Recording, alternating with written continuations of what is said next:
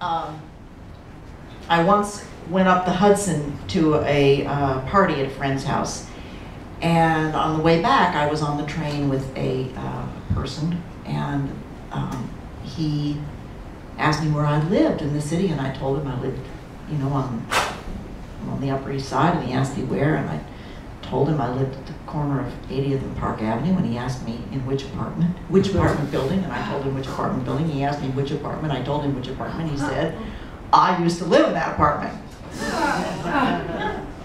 which gave rise to this poem, The Man Who Used to Live in My Apartment.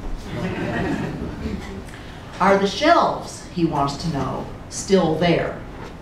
And describes in detail the dark walk-in closet where I keep my off-season clothes, dormant poinsettias, boxes to ship things back in, bird cages, diaries, eyes of newt, peace posters.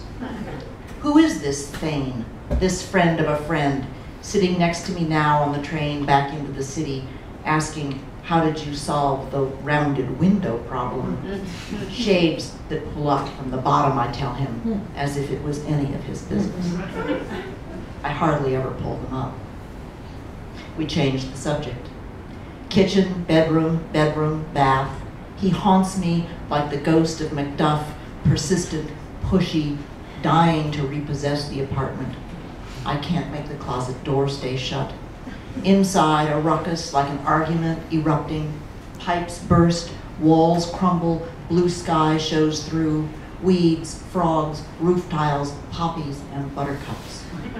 A satin strap slides off one shoulder like a sigh when he calls 3 days later to say, how about lunch? Because there's so much he feels we have in common.